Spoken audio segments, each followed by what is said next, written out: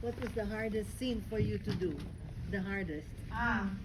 The hardest thing for me to do, I think was the one where she was getting mugged by these men.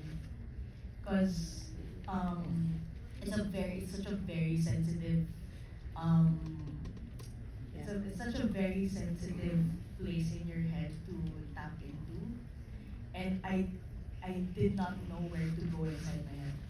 I was, should I fight back? Should I even in the actual setting that we were shooting it behind the scene, I was really like very uncomfortable. And they did a very good job. The production design, my co-actors in there, they did a very good job to make me feel uncomfortable.